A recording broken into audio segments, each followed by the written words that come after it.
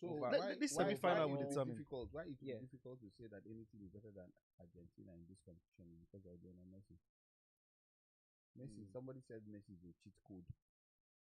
So once you have Messi on the pitch, it will be difficult for you to say that anything is better than Argentina. You can't predict him. Messi can do what is not doable. He can do the impossible on the pitch. He can always change the game. Messi has the ability to change the narrative at any point. At the same time, it could also be easy for any of the remaining three teams to beat Argentina. So I think it's just a 50-50 thing. The only good thing about what is happening now is that according to FIFA ranking, these 4 teams top the FIFA ranking. Yeah, the top 4. Yes. So it means it's now making me believe more in the FIFA ranking. Somehow, yes. That eventually the top 4 ranked team by FIFA are in the semi-finals, and anything can happen. Yeah.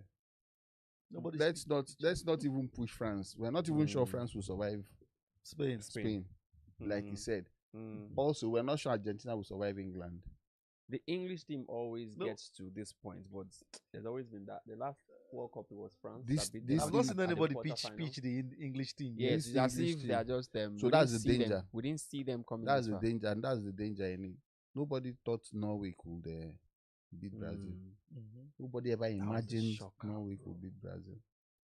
Yeah. So let's wait and see what will happen. But for me, I give it to Argentina because there's the way life works. There's the way things happen. They won the last World Cup.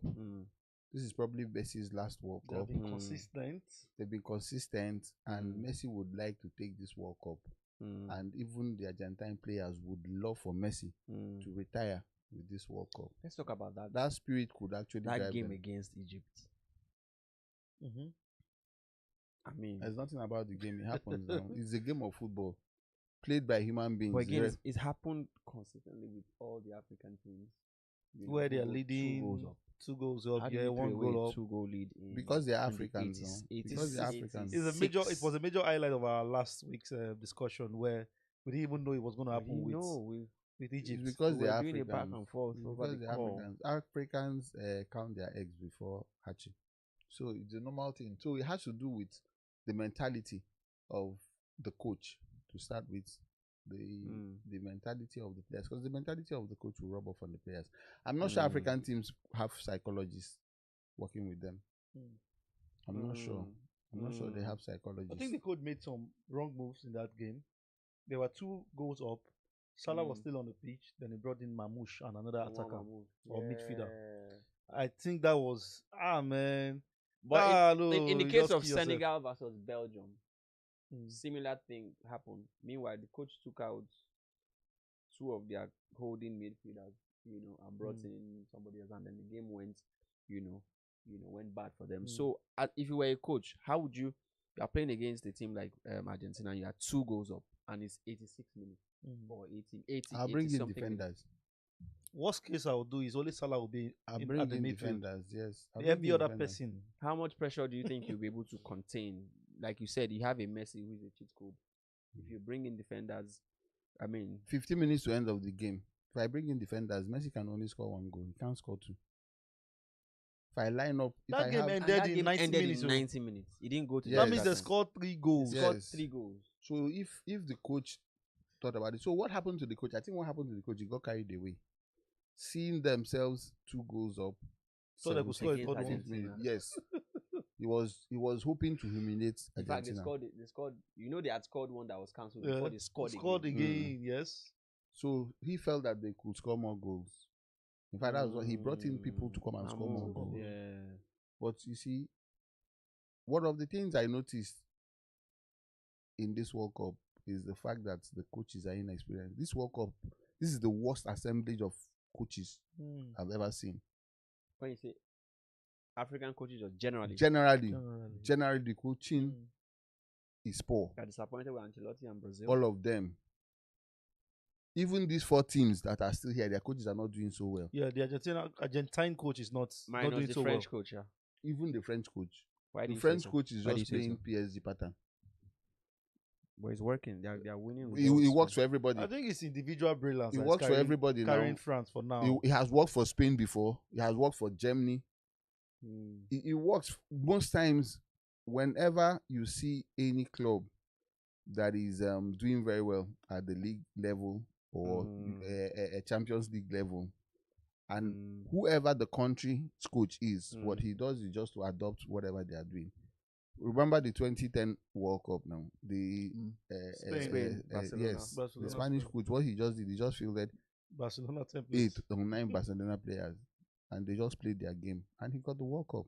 Same thing with Germany. They won the Euros with it. Yeah, they won the World Cup. Yes, same thing with Germany. Same thing with Italy, which is what this French coach is doing. That's why I'm saying that he may not succeed, because there's nothing he's doing. Doué, Mbappe, and Dembele, they are playing their game. They're just playing their game. I think the extra piece there is the Olise guy. His assists, his passes. I think he has been astounding. Yes, he's been astounding in the World Cup. Yes, but I'm not sure he's playing to any instruction. That's why I said he's individual brilliance. Exactly. He's playing. But the coach also, like, what game was that Olise was? It was against an African team. I think it was Senegal. That he brought him to give him a free role. Yeah, in the middle. And then the game just changed. The toughest game for France has been the Paraguay game. Yes.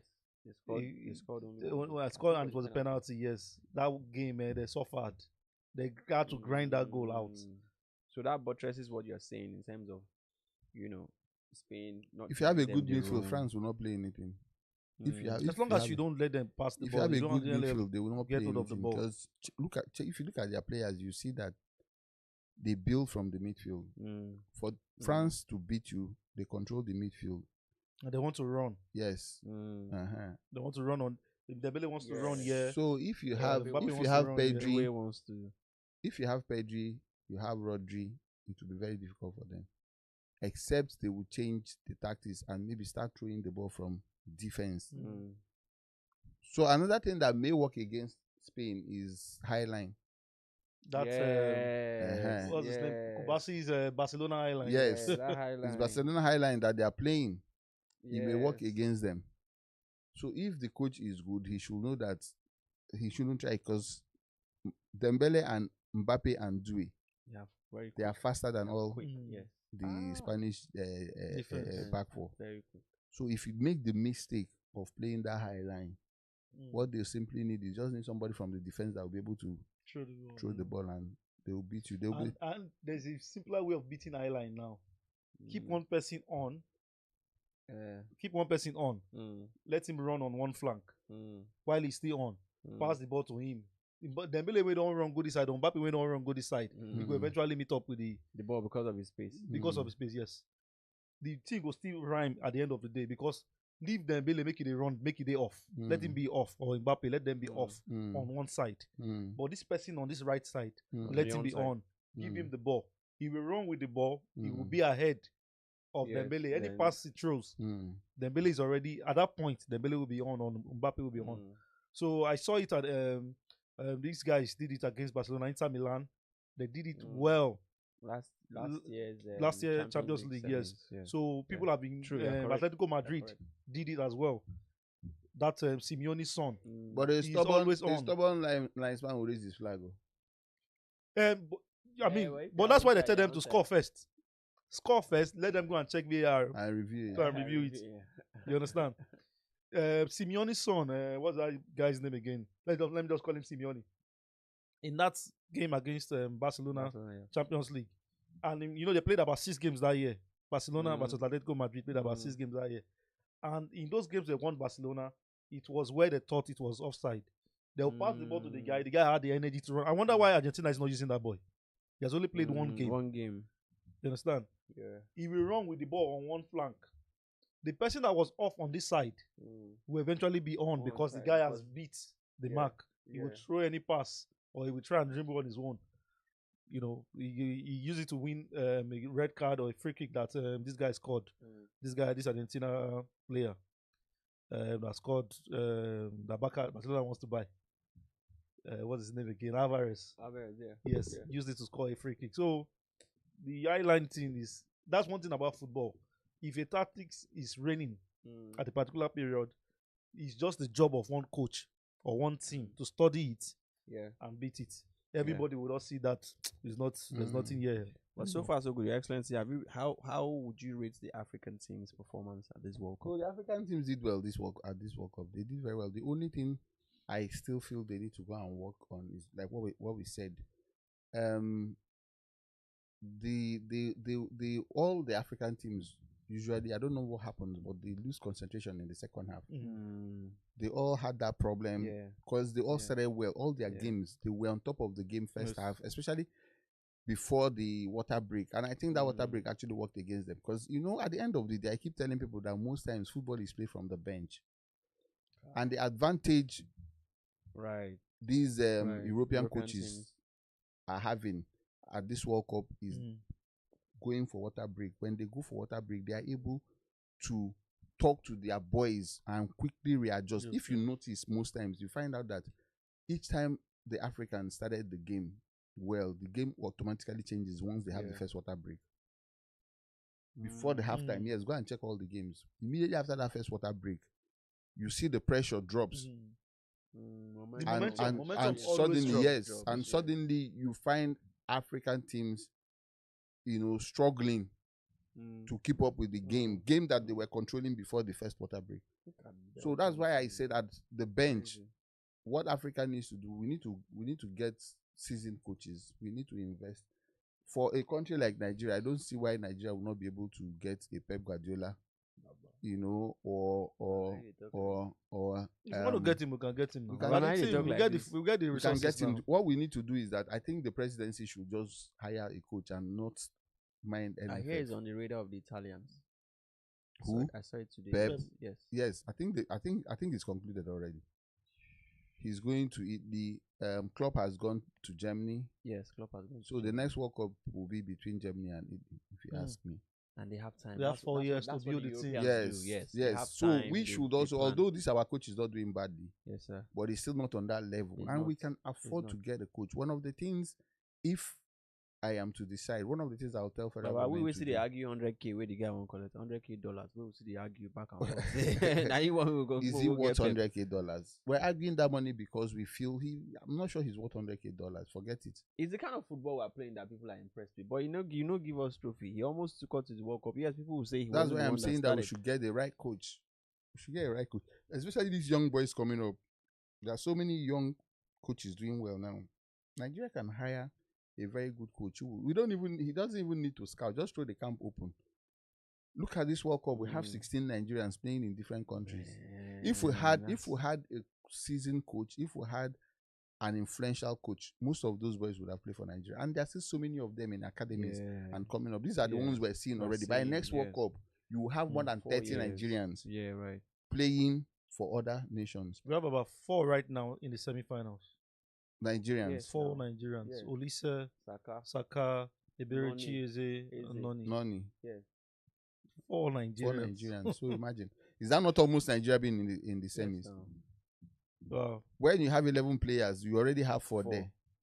So imagine if we had all our boys playing for us. And the only reason they will not play for us is because they still don't see any hope in playing for Nigeria. There's nothing they're seeing. But by the time you get a world-class coach and he starts talking to them and he starts doing things, first of all, Nations Cup should be taken at least every 2-3 Nations Cup. Nigeria should get one. Every 2-3 Nations Cup, considering the caliber of players we have, the quality of football played in Nigeria, every 2-3 Nations Cup we should pick one. In fact, minimum. In spite of that, in spite of the issues that we're having, Nigeria is still the most represented in the finals and semi-finals of the Nations Cup. Nigeria has more Nations Cup appearance in the semi-final. Appearance, yes. I would like to say trophy. I don't know if it's okay to call no, it's not trophy. A gold medal or a silver medal. No, silver and bronze. I don't know if it's okay to call them. It's not a trophy. But we have more silver and more bronze. That's to show you how well we've gone. How many times we want. I think Morocco and Egypt. I think Egypt has 6 or so. Yes. 5 or 6. 6. I think it's 6. Yes. So. And we have just Cameroon. We have 3. It's not fair. We have far. But our bronze is about 3. Silver is about 3 as well. So just imagine if we. So imagine having we have one of the best strikers in the world. We have one of the best wingers in the world. Yes. We have great players. So for me, I still think we don't have the right coach yet. How about administration? Administration is another big problem. It's the major problem. Because that's where it starts from. Yes, it's the major problem. I was hoping that this federal government will, just do the right thing and empower football, because football is one of our uniting factors. Football is one of the very few things that when it's happening, Nigerians forget everything. We forget our tribal lines and religious lines and all those things and come together for the first time. If you want to see Nigerians as one, it is football. Right. So I think we should not take it lightly. We shouldn't leave NFF. I don't even know who is the NFF chairman or the president right now. I don't even know. But whoever the person is, if the person gets to hear me or hear this, I think it is time we get people like JJ Okocha involved. It is time we get people like Shegun Odegbami involved. Let's bring these decent veterans, to come and handle the affairs of NFF. And you find out that if you have a JJ Okocha now or a Shegun Odegbami as NFF chairman tomorrow, these our boys playing abroad will listen to them. If you have them tomorrow, they will be able to negotiate and get us a very decent coach. They will be able to go to the president and tell the president, we need this infrastructure. We should have every state should have a way of picking out the best young footballers and pushing them forward. There should be competitions, tournaments, there should be academies, there should be structure, projects that will help raise great talent and bring them to the fore. Not just waiting until it's time for Nations Cup. Then the coach will visit one or two places, visit Oshodi, where they play ball, visit that one at Bagada, visit the one on the island, and then he will say formality. But no, that should be a structure that brings great young talents to the fore for us to see, for these coaches to have access to them. I was talking to somebody yesterday. I said, I played very great football when I was young. Very great football. I went to under-17 camp, but I went from boarding school. So when we got to the under-17 camp, 3 of us from my school went for under-17 screening, trial. From boarding school. Our school bus took us there. And we couldn't play. First of all, Fanny Amu saw us and said we were too young. Wow. Yes. So we couldn't play, and we had to go back to boarding school. You understand? And when I look at what's happening now, I tell people that if I had done secondary school in Lagos, I would have made the under-17. We played fantastic football, but nobody saw us. You understand? Because there was no structure. When we played the state games, when we played, I can't remember what it's called, amateur sports competition or so, in Anambra State, we got to Oka to play the finals, and they brought students from the university to come and play for one school, the school we played against. You understand? It was difficult for us. I had about 2 or 3 of my classmates, as at the time we were in SS3, they were world class. One of them eventually went to the UK. He played for, I think, a championship side or stuff, had some issues about his papers and everything, and he came back to Nigeria. There was another boy, Lily, that could run the touch line from beginning to end with the ball. You will not take the ball off him. We had a goalkeeper that was so good that he could jump over the school goal post. Great guy. I've never seen that kind of thing before. He would do backflip over the school goal post. I'm telling you, he was our goalkeeper. There's no ball you will play that will enter. He will dive, the angle 90 of the post. He will dive and tap it with his backhand. We used to bet money. He will fly. But nobody saw him. Nobody saw him because we're playing in Onitsha. So our sports commission needs to understand that the only way our football will return to its glory is for you to start scouting properly. bringing these right people. I'm saying because you mentioned administration. Yeah. Bringing the right players and having a project, a forum where they are tried even before any competition. Even before any competition. From wherever they are, we should have a system that makes it easy for boys who have talent. So it's no longer personal struggle. It's no longer you as a small boy playing in Afipo, struggling, waiting for one uncle to bring you. The best footballer I've seen in my lifetime, Odegba, one boy nicknamed Odegba, when we were young, he just played in the village. He went for under 17 and he was asked to bring 150,000 naira. There was nobody in his entire family that could bring that. They even sold land and everything. They couldn't. Eventually, he came to Lagos to come and play for, what's the name of this club in Lagos? And went to Dubai. I think he went to United Arab Emirates, where he eventually got injured and returned. He's a businessman in Lagos today. That guy played more football than JJ Okocha. I'm not joking. He's still alive. I'm sure he may even hear me as and anybody who knows him, Frederick, he was nicknamed Odegba back then. The first time I saw somebody play free kick and ran behind the defense and scored, it was that boy when we were young. He chipped a free kick, ran round the defense and scored. Great players. We have seen a lot of them. Because I played a lot of football, I followed football as a young chap, and none of these guys made it anywhere because nobody saw them. So yes, administration is major too. I was listening. Yes, Principal Cup. That was what I was going to talk about. College football. Still happening now. What happens? The people who win Principal Cup, what happens to them? Nothing. You play Principal Cup. I was going to talk about that. We all play Principal Cup. You play Principal Cup, they will give you that trophy. You carry it back to your school. Nobody, no scouts, nothing. Nobody comes to watch the game. How about Pepsi Academy and all those? All those things used to see. It's management. At the end of the day, it's management. I was overhearing the commentary of one of these games. I don't know which game it was. That stadium, that particular stadium, was a college football stadium.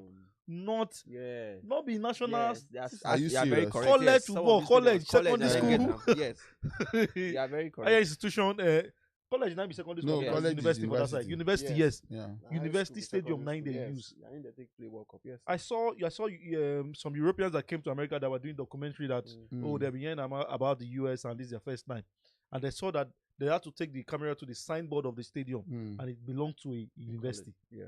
And that was the stadium that they were using for World Cup. Yeah. So there's so much investment, even in their high school football, high school competition over there. Game, basketball. They use them. They even turn up the movies where they watch. Some of the movies where they inspire us, not be all those high school films, high school sports films. So sports creative. There's a lot of things that we are wasting. Wasting. See, we don't have any excuse and that's why people get to Europe and they refuse to play for Nigeria.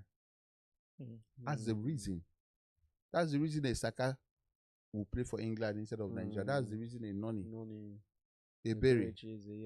As Nigerian as those guys are, they listen to Nigerian music, they eat Nigerian food. Yes. They come to Nigeria, they love Nigeria. Saka has a project in Nigeria. I heard Saka is even building, I don't know if it's a stadium or something. There's something he's building here in Nigeria now. At the hospital, I don't know, but he's doing something in Nigeria. So you see that they love their country. It's not as if they don't. What role does parenting play in this decision making? Parenting, every parent wants a medical doctor. And an engineer. Is there a way of saying, no, my son, play for Nigeria? Is it doable? There's a way, but most times you find out that your parents are not your coach. You know, as a footballer, you have mentors, you have coaches, you have people who you listen to. If you're playing football, you will not be listening to your parents. In fact, the people you listen to will be the ones advising your parents and talking to your parents. And most parents, what they do is, like somebody like Iwobi, there was no way Iwobi could have listened to any other person apart from JJ now. You understand?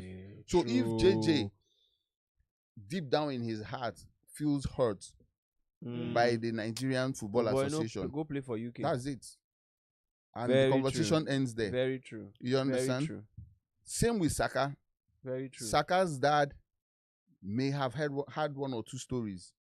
You understand? Yes. From these veterans. There was a time Taribo West was on the news. He was in the news talking about Nigeria and how terrible. Yes. You know. So when you bring Jones. Yes.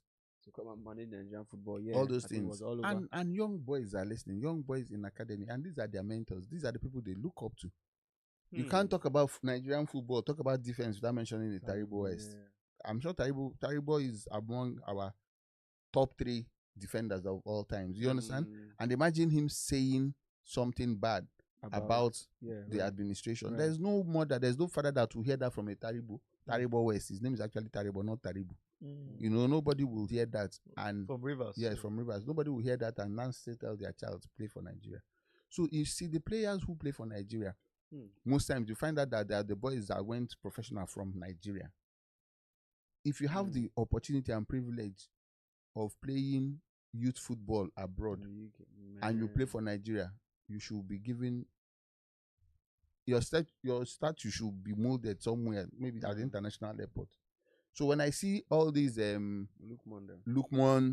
Okoye, where are they? All those boys that left Nigeria, were not trained here, they played youth academy abroad, and they eventually decided to play for Nigeria. Man, we should hail them. It is not easy. Once you leave this place and you see what it is like training offshore, outside the shores of this country, you understand? It will be difficult. Something just came to my mind. Let's do a quick switch. What is the difference between what's happening with our female basketball team and what's happening to football? Most of those girls are in the US. They are schooling there. But majority of that team is, from Kalu to fantastic. They were at the Olympics last time. They were beaten by the US. I think in the quarterfinals. They've won the FIBA African Championship. They are heading to the World Cup. Even their coach, Seth, is Nigerian, American. So how come that is happening to our female basketball? You see all of them Yankee based, and they are playing fantastic. So I think, but it's opposite. Off the top of my head, I think the difference is because we have not heard a lot of sad stories from the basketball team yet. Nigerians didn't wake up and started playing abroad. Nigerians didn't wake up and started changing nationality to play football. You understand? Things happened. You understand? So it's not something that they just woke up and decided that they don't want to play for Nigeria. I'm privileged to have a few professional footballers in Nigeria as friends. Yeah. Do you know that they've had instances where they came to play for the country or play for the country and they were not paid their allowances? Yes, there's this guy. There's this guy. What's that guy's name? Our left back then. Left back, Sele? No, not Sele. Sele is right back. Sele left back. Yes. After Sele, there was this guy. Your guy resembles Sele too. What's his name? Short Mobi. Not Mobi. No. Not Mobi. The younger. Taiwo. Udeze. Udeze. Right. So there was this tournament, this competition. I can't remember what it was that they came to play for Nigeria, and they finished playing. They were supposed to be given $5,000 each, and somebody went to meet. This story was told by the player. Yes, somebody now went to meet one of these players and now told the person to sign. So he said when he wanted to sign, he now saw that the money is not 5,000, that is 2,500. I asked the guy, why are you giving us 2,500? The guy now told him that no, that you get the balance later. He now said no, that they should go and give Udeze to sign first. Because he don't agree. Because I don't say if Udeze don't agree. The guy took it to Udeze, they refused to sign. Said that they should go and bring his money complete. So those are the those kind of players, they won't call them again because they know this one is. Yes, I remember Celestin Bayo once told me that so many times he came to play for Nigeria, his allowances were not paid, that he would go and now ask his brother Emmanuel to go to NFF and chase after the money. He will fly home, play the game, and fly back on his own funds. Nigeria will not pay. Look at the game before, was it Algeria or Morocco? But the guy said they said they were not going to. They're going to boycott the match and all that. You have to threaten them. National embarrassment. I think it took the presidency. So and the sports. So it's not just Nigeria. It's just see these black men This black man. But I'm hoping that I'm not sure it's that bad anymore now. Right now, I think the people manning NFF now are not as terrible as the guys we had then, or they found a way, or maybe because of social media. Social media too. Yeah. Would also, because then these things will happen and the news will not get out. Yeah. But if you try that now, the president will hear today or tomorrow. Today. So they may also, that may also be the reason it was even why the president that gave that instruction. Yes. Pay them all their backlogs. The personal message for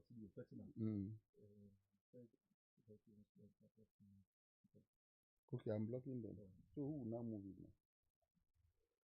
Okay, I have to. Maybe 5 minutes. So you were talking about basketball, female basketball. Because when I watched them, I watched I watched the last Olympics. I was so impressed. I think the same applies to even male basketball too. Male basketball. I think it's because it's managed by basketballers. People they already had the experience, had the interest in basketball, already played before they formed Afro Basket or the Nigerian version of the NBA and so on. Yeah. I think they are, when it's not administrators that form something, but people that are involved in that thing formed it, and they are younger. They want the best for the team. They are trying to make a name for themselves. Right. I think people are hungry at that stage. Unlike this NFF, where people that have never kicked a ball before, they are. But do you have to have kicked serious the ball politicians to be able to manage? That's what we are seeing now. That's what we are seeing, and we don't penalize corruption as swift as possible in Nigeria. That's another thing. So, if all those things were properly managed, we have seen. What's the name of this guy now? In this French guy said, Platini. Yeah, that he was suspended. We have seen our own brother here, Samson Siasia. We don't know whether he's guilty or not, but he was also suspended. Yes, you understand? Yes. They treat corruption very, very fast. Or when it comes to the news, they, as much as possible, want to dissociate from corruption. But in Nigeria, here we hear that they have not paid people their allowance, and nothing happens to the person. Assuming, say, as they hear the announcement here, they never pay Super Eagles their allowance. So either somebody from the NFF, either the head of the NFF or the presidency gives the order instantly. That person should be tried. The matter go court, the case, go deal out like that. I'm sure people will not do it again. It's because we don't hear any repercussion. We don't hear any court case. We don't hear anything happens to the person. We just hear that the players have been paid. Oh yeah, they don't settle. They don't settle. That's the problem of Nigeria. That they don't settle. They don't pay them and they go play. Okay, they pay them, finish. What about the embarrassment? Our government does not even care about dealing with people. May will talk through. Now only to say they catch the person in another party now, another political party.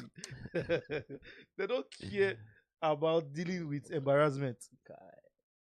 That's why you hear somebody come and form an agency. They say he formed fake agency. Another person say a real agency. Said the person came out and said he paid money to have an agency. And I watched the man's interview with Very Dark Man where he said that. He said it, I watched it, he said it with his mouth. He said that it was his love for Nigeria that made him pay 200 million. How many million he pay? So that they will give him an agency. He said he loves Nigeria so much. For him to admit to a crime. Because that's a crime. Bribery is a crime. So somebody admits because he thinks that maybe somebody will hear this thing in the presidency and the person will have mercy on him and pity on him. But, this guy said, try you. So these are the embarrassing things that we are hearing in Nigeria. God have mercy on us. So before we even get to the semis and predictions and all that, it would be because now, for as far as many of us are concerned, is a national embarrassment that out of 10 African countries, we're not part of it. Of the semi-finals of the entire World Cup. Out of 10 African countries, Nigeria wasn't part of it. And we've expressed before you know it, it will be 2030. We've expressed that. Yes, it will be 2030. Morocco, Portugal, and Spain. I would have loved His Excellency to be here, so I can also push the question to him. Of course, we have talked about administration, getting the right manager, but what should we be doing now? Because hey, before you know it now, these things come really fast. Now that in 2028, this 2026, 2028 is another Nations Cup. I think it's is it 2 or 3 African countries that are going to host? I even wanted to ask a question before. Okay, I think I should ask a question before we go to that. Would you also blame administration for the reason why it's been difficult to get hosting rights for even the African Nations Cup? That's a very, I mean, you want to even look at that one as, so Morocco has hosted, if I'm hearing that they even want Morocco to host 2028, a back and forth. Morocco hosted the female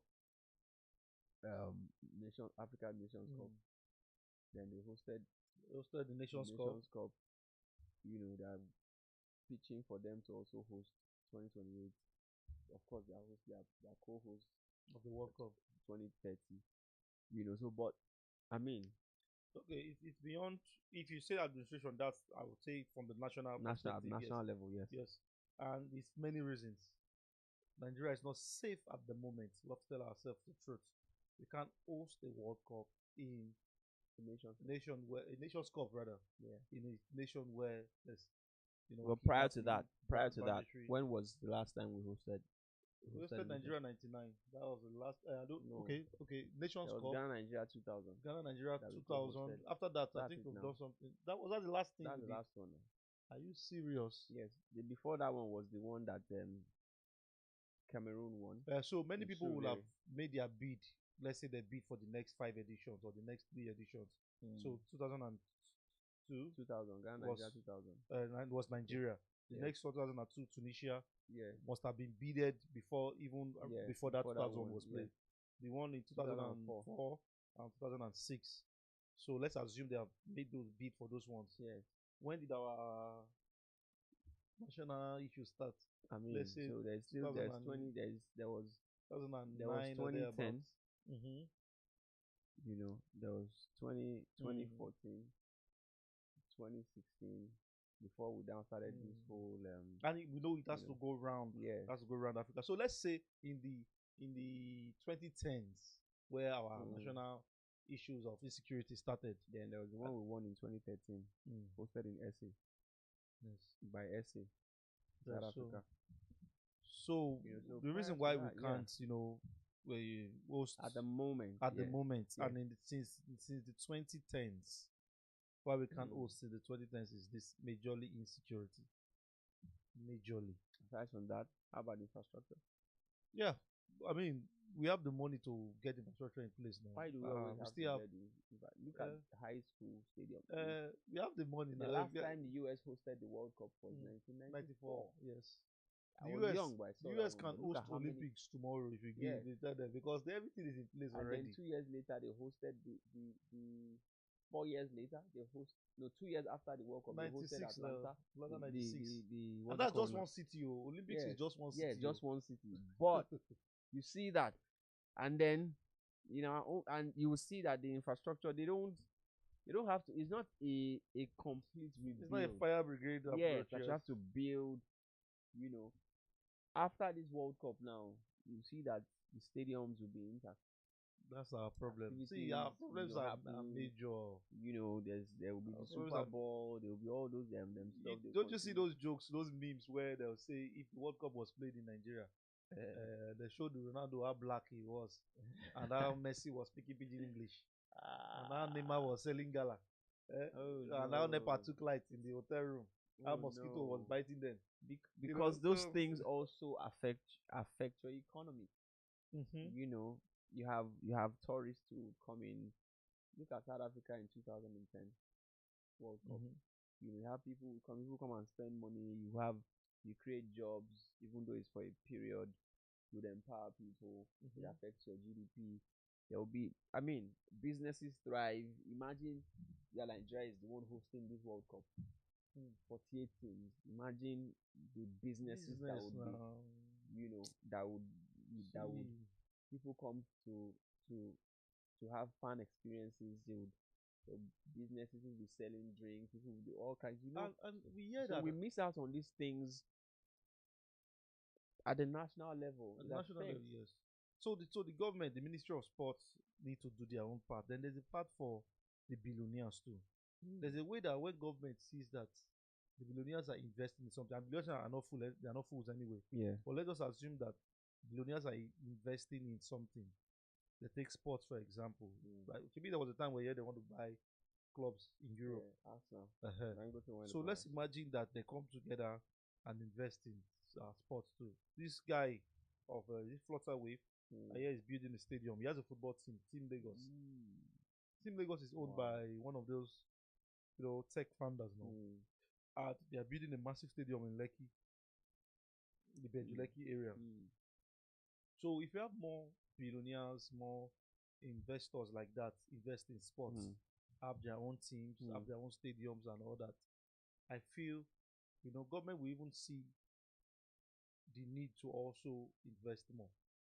Maybe the reason why the government is not even taking it serious, the government has their problem, and that's why they're not taking it serious, is that even the people that are in that line, what are they really doing? Yes. Then, the media too. There's a way the media will shine light on something that people will take it serious. We still don't have our games. We still don't watch our games on our own TV. NTA does not even have. NTA should have a sports station, 24-hour sports station. No, but they have NTA Sports 24. Yes, I know. They say they do, but can I go and watch the game there? Can I watch our local leagues on it? I'm sure you can watch it on real time, good quality. You understand? So you see, there's another. That's why the media, the part of the media, making a noise about something. How do we know all those Chipolo Polo of all those clubs within South Africa? Mamadi Sundowns and all. How do they know them? Chippa United. They're not doing anything for me. I heard our goalkeeper has gone back to the club. Chippa United. Okay. Wambali, oh, okay. How about the club? The club big guy for South Africa. They terminate contract now. Go back there. Why did they terminate? I don't know. I think no C club. Went back there. He was clubless for a while. That's what made Maduka Okoye now. So my point is the Maduka Okoye now our keeper? Yes, now. Oh really? No being the last game friendly, the one against Portugal and stuff. I heard that one Maduka is dating Nicki Minaj. It's not Nicki Minaj. We just saw a footage of him and Cardi B. Cardi B. Okay, it's Cardi B, not Nicki Minaj. Yes. Nicki Minaj and Cardi B, are they not the same? I was like, wow. Cardi B is the clone of Nicki Minaj. Trust Nigeria. Somebody say this on your mates, then they walk up. But they say I dated DJ Copy before too now. Okay. I don't know how to. That's what they said. Like your mates, they walk up. The guy they hot though. They say even this singer, what's her name? He's associated with everybody. Even I don't know about Ira Star. No, not Ira Star. The other one. The one Essence. What's her name? The one that did Essence with Wizkid. Thames. Yes. But they said that one denied. Came out and said that she has nothing with the guy. But they say Cardi B is his main chick now. I just see people together. They talk for window. Somebody put them online. Say they see them. Possible. They saw them in France. They didn't come together. Fashion, I don't know. Fashion week or so. Yeah, I know. I saw Maduka coming out from his own. I don't know, but he went viral and all that. And so yeah, how did we get here? We're talking about the fact that what has affected even Nigeria as a country hosting, the World Cup. Last Nations Cup we hosted, World Cup there. Have we hosted Nations Cup? Yeah, well, the last one we hosted was in. No, we have not hosted Nations Cup. Yeah, 2000. Ghana, Nigeria 2000. And the other one was I was very young. The one we lost to Cameroon on penalty. Akanu played that ball. Kanu? No, yes. Okocha one is in 2001. Nigeria lost to no, Ghana, Cameroon. We're beaten by Ghana. Yes, now in the second round, Betty Vogt was our coach That was Ghana Nigeria 2000. You can Google. Then there was one we hosted. Lose penalty at the 1998. Was it 1998? 1999 wasn't a Nations Cup. 1998 that we lost. Nigeria 99 wasn't Nations Cup. No, that one was on that 20 World Cup. On the 20 World Cup. Nigeria 99 was on the 20 World Cup. So that's where Ronaldinho now. So was there any other Nations Cup we said before the 2000? Yes. That was the one we lost. That Olise was crying now. We lost to Cameroon, Boma, on penalties. I'm trying to remember that one. Yeah, in Nigeria. The one I remember, National Stadium, Surulere, was 2000, Nigeria versus Cameroon final. Peba played the penalty, he scored, but he did not know that it was a goal and it was not counted as a goal. No, it was a Peba, I remember. That's the one I remember. And it was 2000, and that's the one we lost on penalties. Hold on. And Okocha, they were leading us 1-0. We scored 2-0. And Okocha was the one that equalized. I think it was a shot, outside shot, or a free kick, one of the two. You understand? And we leveled the game 2-2. Yes, it went to penalties. But since then, before our issues of insecurity and all that, since then, because I asked the others, I was like, well, at the moment, which makes sense, it will be tough for us to put in a bid to host any competition. But prior to when we started having all these, why would you bid for us? There's no insecurity in America. In the scale, it's not in the scale that we have now. I know there are mass shootings. Which sports body won't give us mass shootings hosting in rights? The US where people go to shoot publicly, but the scale for us, first of all, they might have to. It will even be in the North self not going to be part of the Nations Cup. They will do the Nations Cup for only. Why? Why wouldn't they not be part of it? Insecurity day where see, even the people who won't come, they go their embassy go don't advise them, say na Nigeria na won't go. Yes, it's not the best of times for us. It's not the best of times. Are you checking it? We can bid for anything. At the moment. Which moment? Are we not here in Nigeria? Are we not on Nigeria? Is there anything happening to us? What about all the kidnappings and all that? Which all the kidnappings? It's not safe, Sha. For which all the kidnappings? Where are the kidnappings? So you think that Nigeria can bid to host? Sure. Aside from infrastructure, which is another thing, but we can bid to host. Yes, when you bid to host, then you beef up your infrastructure. You innovate your stadium. That's one of the things that Ken mentioned. That why is it that when we are bidding, that's when we do all that so much at the end of it should be a default. It's the same thing everywhere. No, I'm not sure about. It's the same thing everywhere. This last European competition that England hosted, it wasn't supposed to be England. That they had to host it. I think it was supposed to be Russia because of this whole. They didn't have to. You can't do that without Nigeria. They just host them. We're not on even the same Morocco. Is the England not the one suffering even the Nigeria? Morocco now. The England is the one suffering Nigeria. All our oil, all our money, all our everything. It's not the same England that's. My point is that they have these clubs have their stadium in use, maintained, proper maintenance. But for us now, we have to. Yes, we did it. We'll do it. We'll prepare. We'll choose it up. But at the end of after that competition, then it goes back into a state of. I feel our major problem is corruption. What it will take to build a stadium where they say FIFA give every country money to build stadium. See the one where they built for Benin before Nigeria, compared to the one where they built for Ethiopia or what? Is it the same amount they give everybody? They said the same amount. It's the same amount. It's a FIFA project. You understand? So who built it? Who collected the money? Now the TV. That skeleton we built. We skeleton. You understand? So see, and we don't deal with those things. A good question that you ask: who was the contract given to? Nobody. Nothing will happen. Nobody go jail for him. Nobody go even go court for himself. Yeah. You understand? Nobody go serve any query or anything. So before we move to the semis, I wanted you to come so that we can have that conversation. So before you know it will be 2030, Morocco, Spain, and Portugal. Then what should we be doing now? We've talked about FA. Who is hosting 2030? Morocco, Spain, and Portugal. Nations Cup, World Cup. The 2030 World Cup. No joke. Morocco, no they joke. They even made their host 2018 this thing before Nations Cup. They just want to give them everything. So now we have 4 years. Like we said, Pep is on the verge if they agree. Klopp is already the coach of the German national team, you know, they have a lot of time. They have quality. They will start building. We also have, quality players who will discover more. Like you said, what should we be doing now? There is Nations Cup in another 2 years. The group qualifiers will start not too long from now. I think we should prepare for the Nations Cup now. First, prepare for the Nations Cup. If you do well at the Nations Cup, then you're almost ready for the World Cup. Qualifiers. Yes, qualifiers. So we are busy now. I think what to do is that's what we should be looking at. Is doing the right thing.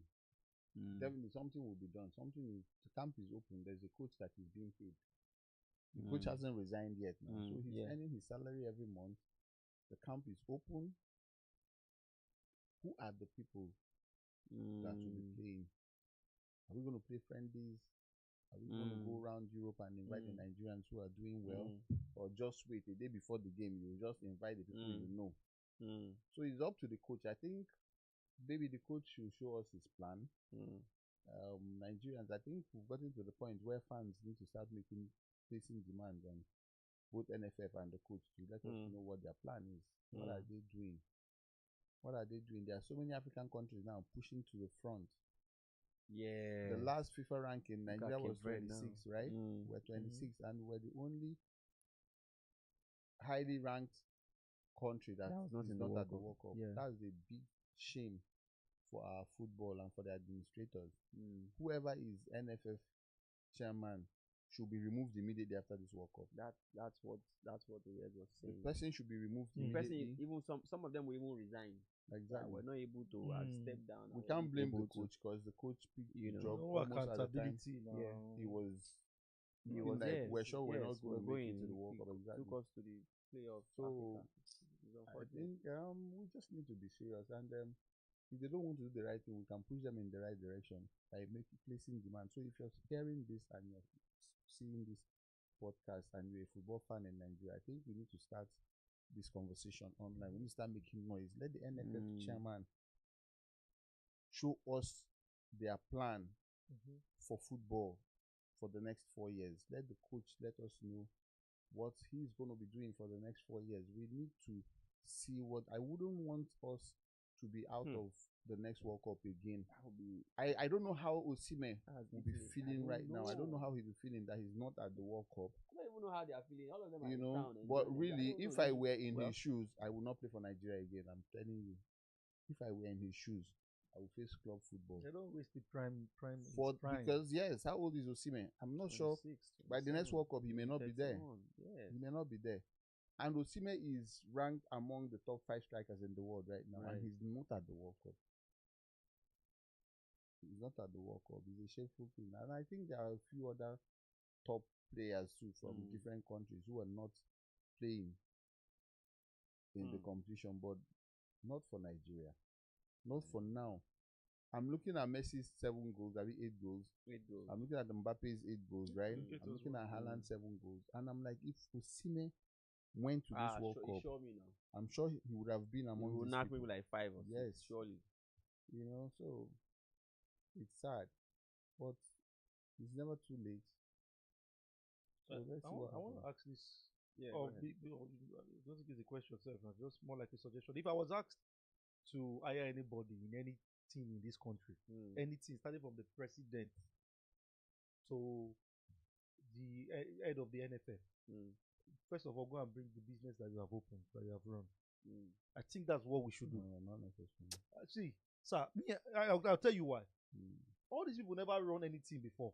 Most of these people, they never run any business before. No successful business, nothing. Or even if your work, maybe your CV, your work experience. But I'm sure they check all those. But you see the way it works in club football. You look at Barcelona, for example. Deco played for Barcelona. He's somewhere in the, in their football. What's it called? I think management. I think it's head of their hand. You see the way it is. You move if you are not into punditry, you move into management. You are entering coaching. What you're saying, NFF, I don't know the people who are running. Is not out of this.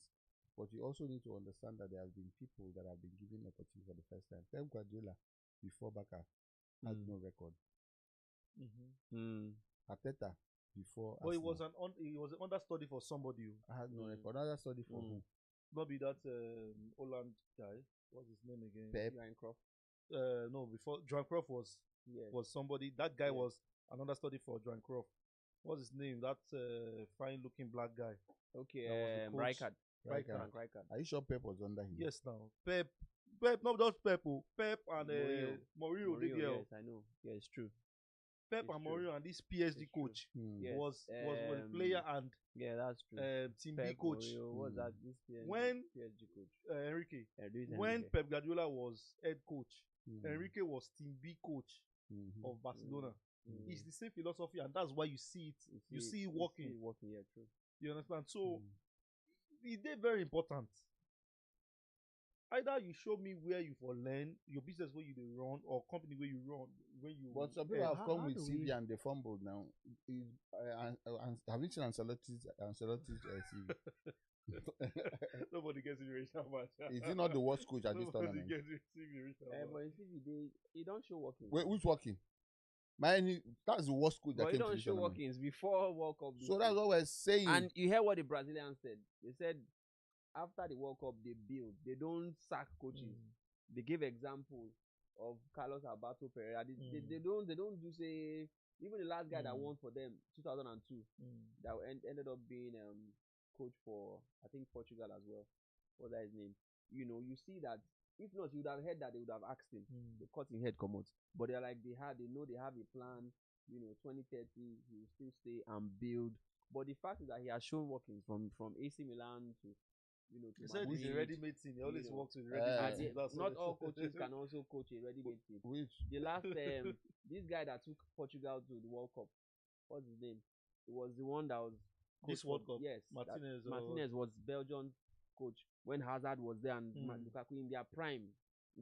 Nothing you get. But at the end of the day, I'm just saying that is there a way where the people who run football in our country are the have experience maybe as that's why I said they should bring and why are people like that also not gone in to be?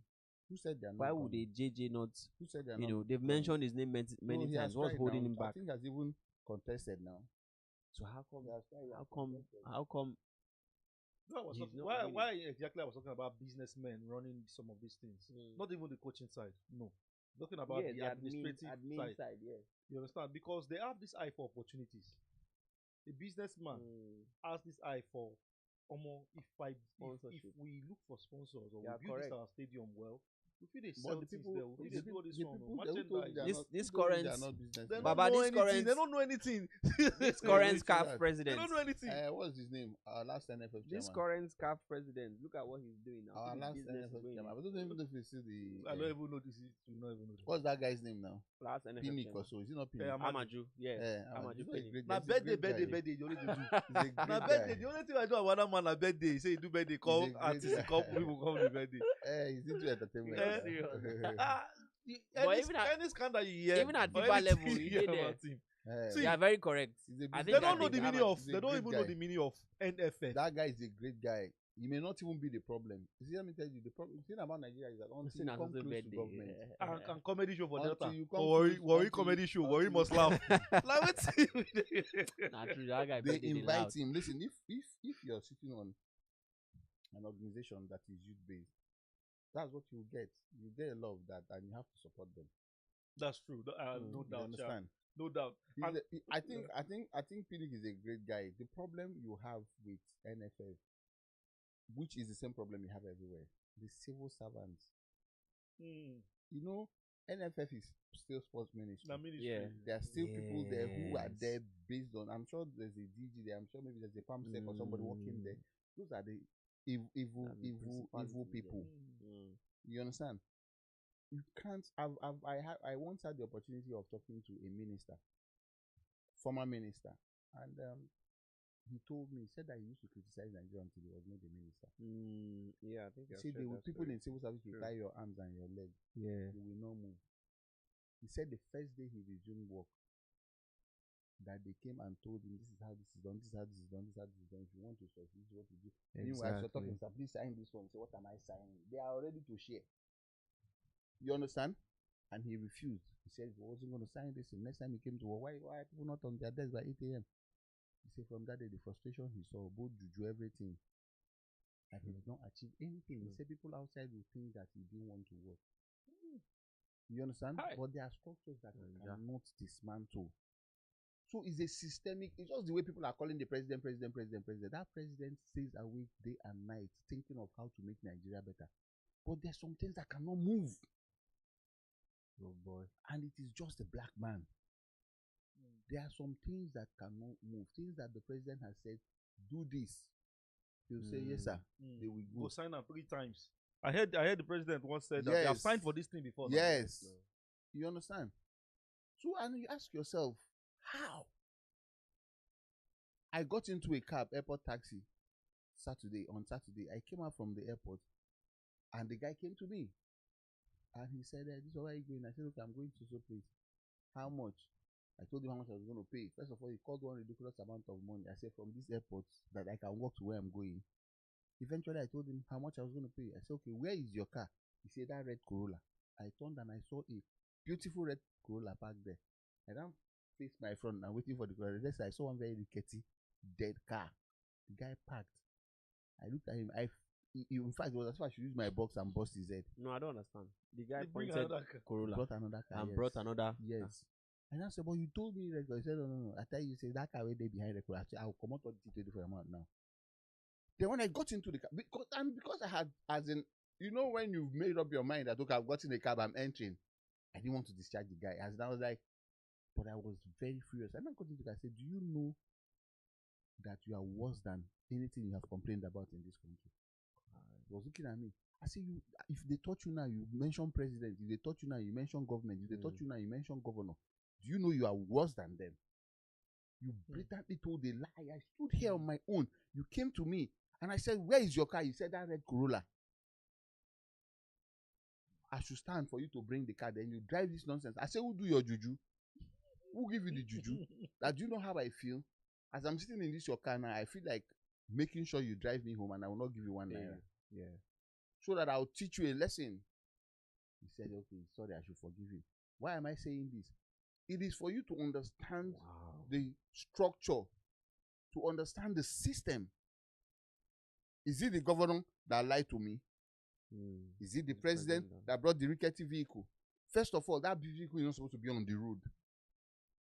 That was the worst journey I've had this year. Then it started raining. No AC. No AC, Baba. And you enter. Using his hand to. I said, and somebody has the guts to come and park this kind of cab. At the airport. At the airport. You know, you just parked outside the airport. And I felt, oh, guy, man, say this outside one will be cheaper for me. Let me walk to them. Which was why I asked, where is your vehicle? Because I know most times those rickety vehicles cannot come into the airport. So usually what I do is when I walk out of the airport, I want to be sure that your vehicle is decent enough. And the guy told, and you know what? So when I got home, I now started thinking, I said, this guy is a scammer. This guy is a con expert. Because he purposely parked that car behind that red Corolla. It wasn't coincidence. He purposely, because if that car was alone and I said, where is your car? He said, that's my car. I would have continued walking away. So they understand human psychology. Where is your car? That red Corolla. So I had put my box down, stopped, getting ready to get into the vehicle. So by the time he pulls up to you, he will now start begging. You understand? So we have a system that is corrupt. We have human beings that are terrible. You stop on the road to buy granite, boiled granite. I usually say, okay, give me 5 cups. The next thing they will look at you, if you're looking away, they will turn the cup upside down and use it to count 1 or 2 for you. Is it the president that sold boiled granite to me? So instead of getting 5 cups, you end up getting maybe 3. You understand? People want gain. People just want to exploit the next person. And it's in everywhere. It's in NFF. Why would you want to hold much allowance? Money that has been made available by the federal government. It gets to you, then you don't want to pay it. You want to keep it for what? Do you know how many things? You know, when I see people complaining, oh, this road, this one. Listen, there's no item on the budget that is not provided for. The president has given allocation to governors, local government chairmen, and this money is paid out every week, every month. Why are they not using it for what it's supposed to be used for? There's somebody who can stand on a pothole and say the road is bad. There's a budget for that. It's been sent out. The Nigerian police force has the budget to fix every barrack and make it look like this. But somebody will sit on the money. And people will be suffering. The same thing with schools. So Ministry of Education. I was saying Health. I was saying earlier that it's because nobody has been punished for this. How do you want If to they how do you want to punish? Who will you punish? I said it's systemic.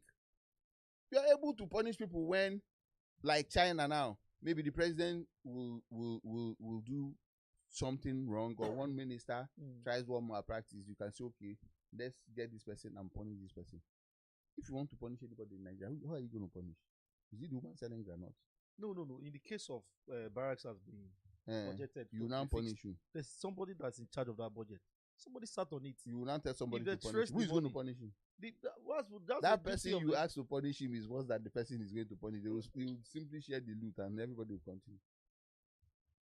And yourself, your life will be in danger. Yeah, that's true. Because that same man you want to punish is the one that sent the people protecting your house. He's the one that sent people protecting the school where your child is. So how are you going to do it? So it is not easy. It's just like this insurgents, this whatever, kidnapping and the rest of it. I say, why is the president not doing that? Who is the president going to hold? There's security budget for every governor. The Nigerian police has their own. The military, they have their budget. The day we will blame the president is the day maybe the police or the Nigerian army will come and say, we have not received our money. But if you have received your money, why are you not doing it? Buhari came out and said that general shared money, and that was the end. There was a huge budget to fight insecurity. It was handed over to the generals, and that was the end. Buhari said it himself. Am I the one who said that? I'm not. So it is the system. So what's the solution? There has to be a solution. I know agree say the solution is a reorientation. The solution is a reorientation. There's a generation that will come with a different orientation. That generation will change. But it is not by one man. It is not by you saying, remove this president and bring another one. The one you want to bring has issues too. The one you want to bring is compromised already. So what's it going to do? So it is a reorientation. The man you want to bring has a GoFundMe account that people are putting money and he's chopping the money already. Already he's a fraudster. And you want to bring him. So people, it's just different package for the same item. Do we have any comments quickly? Please check our TikTok. You say that. So our NFF is just a reflection of our society. Our schools, a reflection of our society. Government is a reflection of our society. So I think Nigerians should just stop complaining and let us begin to talk to one another in different quarters. Let us begin to educate ourselves. Let us begin to tell the next man that this change we're looking for starts with you. It is not the government. The people in government are people like us. We have seen new people. This government is one of the few governments in this world that got into power and started appointing people who are not politicians. There's hardly any politician in this system now. Hardly. The technocrats. I know. Where are we? And if you meet any of the appointees or anybody heading any parastatal or anything in this country, you see how intelligent they are. They have fantastic ideas. Will it be executed? No. Who stops it from being executed? Civil servants. So our biggest problem in this country, whether you're complaining about NFF, whether you're complaining about government, whether you're complaining about anything, civil service is our problem. And corruption, if you check Nigeria, where corruption started from, it started from civil service. Go and ask people like Okotiebo and the rest of them. That's where it started from. And there's nothing we can do. The only thing we can do is for us to start talking and start teaching our children that this is not the way. So I'm even happy what's happening on social media, where young children are beginning to make money on social media and some other things. So that let us even see if we leave this civil service and governance. That's how Nigeria will change. It will get to a point where it will not be very lucrative anymore, very interesting, because there are so many other ways to make money. Then at that point, people who are really interested in governance, people who are really interested in service, public service, will emerge. That's when you will now see the real public servants. That's when you see the real politicians, people who are there not for what they will gain, but to serve. Until we get to that point, there's nothing. We even have a government now that is even thinking about the people, trying, but that government is still frustrated. Why do you think the president is not talking? He must have seen things that he never imagined. What's happening up north? When I was younger, I used to wonder, all these NGOs, why are they up north? Have you gone to Medugri? You see USAID and the rest of them, brand new SUVs, driving up and down. And I'm like, wow, these people are doing so much here. But I'm beginning to learn now that they were just there, or they are just there milking our natural resources. And their counterparts, yes, are busy creating problems. All these wars, all these kidnapping, and the rest of them, you're seeing they're just trying to make the state ungovernable so that the government will not be comfortable to look at what they are doing, so that they will continue doing it. Flying private jets out of those places with our natural resources, and the federal government is now asking, pay a fee or bring these things for the federal government, and they are now sponsoring people to come and say that the government is a bad government, sponsoring kidnap and the rest of them. So we have a problem with our system. We don't have a problem with any individual. Bring the senior pastor of any of these our churches and make them NFF president or chairman. It will still not work. Is it the president that will carry the document to the room to make the players to sign for their match allowance, match bonuses? It's not the president now. It's going to be somebody who works in that ministry. It's going to be the one that the money will be handed over to pay each player $5,000. And he's going to sit down in his own room with one or two other cohorts, and they decide that maybe we give them 2,500. So be now for buying you in the play, which didn't want to pay 5,000. Have you not heard about the time in Nigeria that if the coach invites you to camp and you don't come with bag of rice and envelope, they will not invite you the next time? It happened in this Nigeria. What's his name? A footballer told me. Ozaze complained about it now. A footballer told me. So if you they come camp, you know, bring Kochi something, they will not invite you the next time. So where are we going? We're watching France. We love their football. Are you aware that Mbappe wanted to play for an African country? For Cameroon. Are you aware that? Are you aware that Anthony Joshua wanted to represent Nigeria at the Olympics? With the Olympics. Because they asked him to bring what he couldn't bring at that time. That Anthony Joshua now is the one we are all claiming. Calling him to Djibouti to give him title and the rest of them. There's so many. So it is our system. And the only way the system will change is reorientation. I wonder what our National Orientation Agency, what they are doing. Those ones, all they want to do is just do banner. 3 or 4 banner. Beautiful banner. And do jingle. And write one nonsense. They will go and sleep. Everywhere in our office. Everywhere. There's so much opportunity in sports that if I was saying it earlier that our billionaires invest in sports, you know, have their own teams, you know, join the MPFL, you know, either Division 1 or Division 2, whichever, or buy existing teams, you understand, and invest heavily in them. There's advertisement opportunities, there's media opportunities, there's entertainment opportunities. There are many. They just need to look into it. I used to think that way too, until I tried 1 or 2 businesses, I started doing something, and now I realize that whenever you have an idea or think of something people could invest in or go into, and they are not going into it, don't be in a hurry to say why. There must be something. So these billionaires you're talking about, they really want to invest. There was a time Dangote wanted to buy Arsenal Football Club. What do you think Dangote will wake up and want to go and buy Arsenal Football Club? I think he doesn't want to own a football club in Nigeria. But let me tell you the problem: policies. Yes, before you know, the Pharaoh who doesn't know Joseph will come. So imagine where you have invested billions, built a stadium and some other things, then suddenly maybe one president who is not your friend or who is in the opposition party enters power, he's going to cripple your business without batting an eyelid. So that's why you see most times people don't want to invest in anything that is controlled by the government, because our policies are not friendly. And which was what I told people, that this government is dealing with policies first of all. You cannot move a nation forward if you don't deal with the policies. So it is our policies. Look at what all that is happening.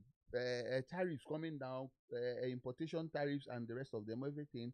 Okay, Southeast is giving a development commission, this one and another. Listen, those things will have to be in place first of all, infrastructure and everything. If you don't have good road, why would you want a billionaire to invest in football? Say if they get mad for Kirby, he will fly everybody. Even in Europe, don't you see buses? Don't you see Arsenal go and play in Bolton? They will use a bus in their bus. Ride, yes. Can you do that in Nigeria? You cannot. They will kidnap the 23 people on the bus. So it is not easy. It's not something I've thought about this. There was a time I was like, man, let me even approach a football club and talk to them to handle their PR.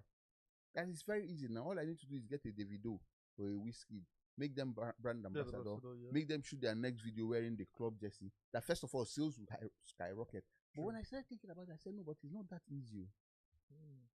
It is not that easy. There are so many things that will work against them. Before you know, I don't have another club who is more influential will go to the right quarters and do something or say something that will stop everything you're doing. The next thing you hear is that football clubs in Nigeria are not allowed to advertise. Who knows how much you guys would have spent at that point before? You understand? So yes, those draconian style system in place here makes people don't want to invest. People have money that they can invest in football. These European clubs, we had, apart from China, Africa is their hub now. That's why they're selling all their jerseys and everything. You understand? And they know. Go and check fan base. When you watch sports programs, when people are calling, who are the ones calling you? Blacks. True. So anybody who is in Nigeria, anybody who is a billionaire in Nigeria knows that if there's anywhere you can invest money and make good profit, it is football. But the first thing they will ask you is that the government remains the policy maker. You understand? So you cannot determine, unlike, how did EPL grow? You know how EPL grew? They brought a TV mogul and made him the chairman of EPL or president of EPL Association. Yes. Wow. So that's a government that has policies that are encouraging investment, and they are willing to allow the private sector, you understand, a free hand to operate. It is not so here. It is not so here. Once the private sector is doing well, people in government will come like hawks. You understand? I want to tear it down. That's why you see the banking industry facing government reform every 2 or 3 years. It is because of the kind of profit they are making. So somebody is not happy, somebody is not CBN governor, or somebody wants to keep them under serious control at all times. And it discourages investment. Yes. So our football can grow. Do you know, a country of 250 million people, do you know what jersey sales at the beginning of the season will do to the club? Before you know it, you see foreign players coming to come and play in Nigerian league. Sure. It's doable, but before you know, policies will spoil everything. So for us to get it right in this country, we need to first of all review our constitution, get our policies right. That is when people will be comfortable to bring out their hard-earned money to invest. An investment that you cannot see yourself 10, 20 years. You understand? Getting the money back. It's not worth it. The reason a Dangote will build a refinery is because Dangote is a system man. Let me put it that way. He understands the system. He knows the system. What source the system? I don't know about that, but you understand. Yeah. He's got his own grip and hold. Yes. So otherwise, that money that he borrowed to build that refinery, he will pay it himself. Hypertension will kill him. An Igbo billionaire cannot do that. The stakes are too high. First of all, he will not be given the license.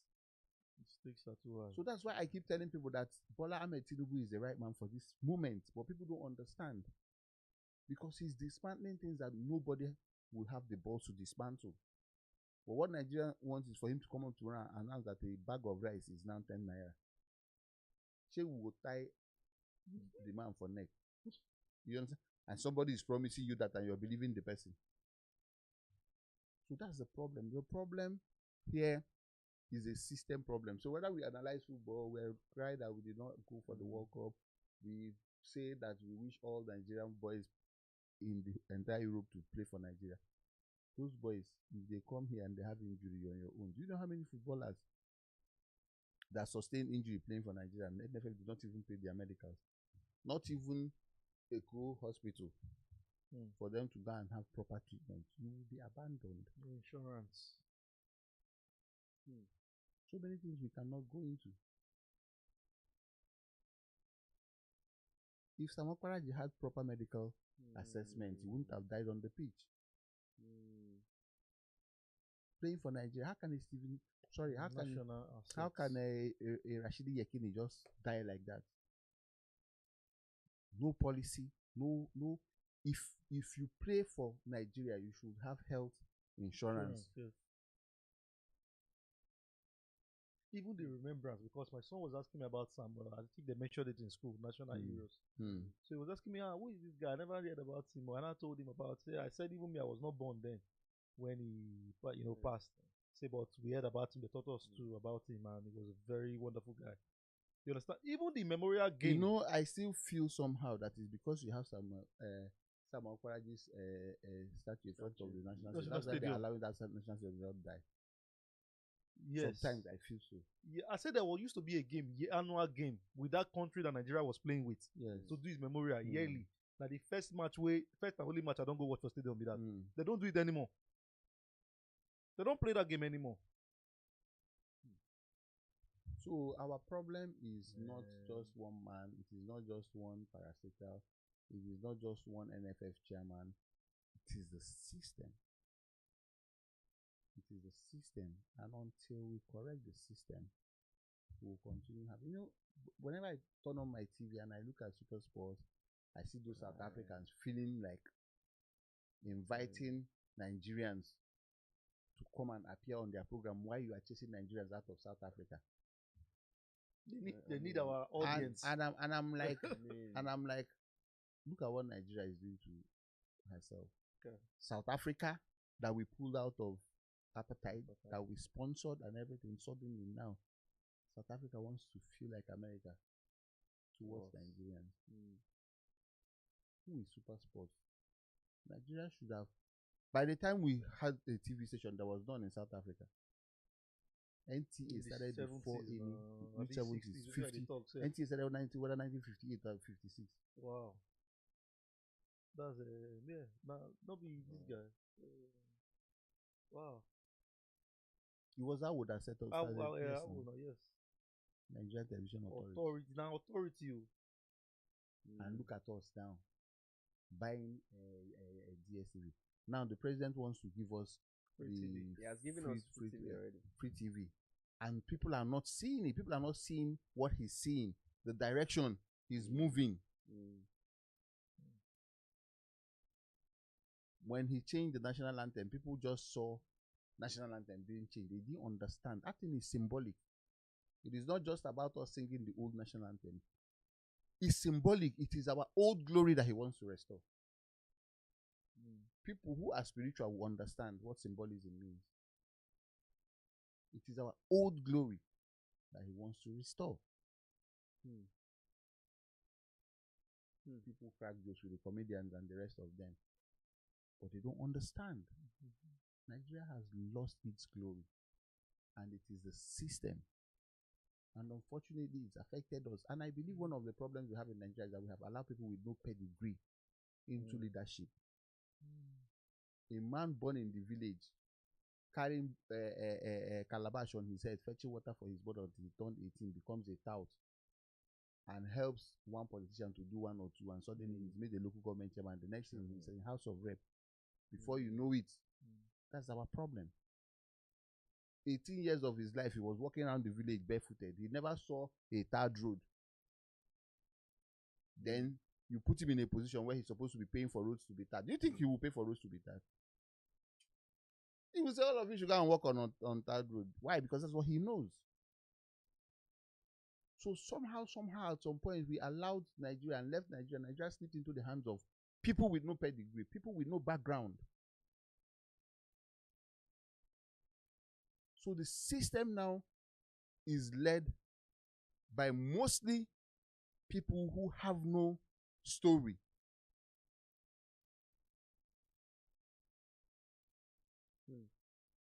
Do you think if you pick up a child born and bred in the city, average home, maybe he hardly saw darkness? Yeah.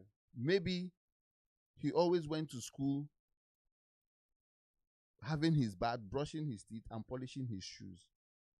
And he goes to a certain age and he becomes the governor of a state. You think he will want that state to stay without light or without good roads? He will not, because that's what he knows. For him, that's the basic. Which was why when Europeans came to Nigeria, the first thing they started doing was development. I saw the house where they said that Lord Lugard lived in.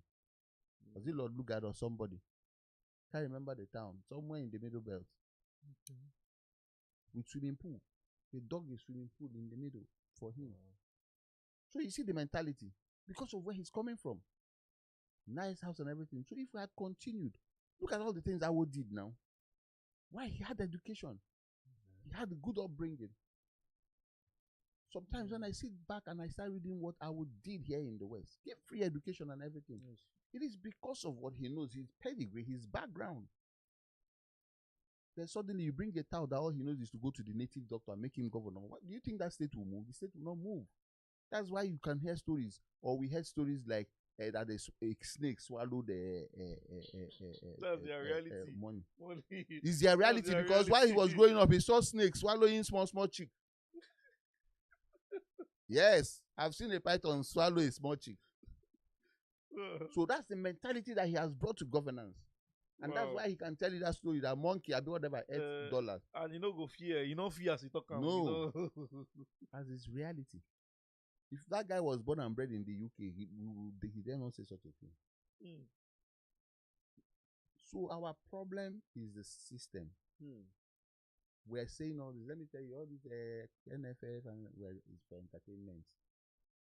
Nigeria's problem is bigger than anybody. Until we have that reorientation, the shortest cut to it is another civil war, but God forbid, nobody wants it. It will never happen. So what we need to do is to find a way of having a different orientation. And like I said, there's a generation coming that will not allow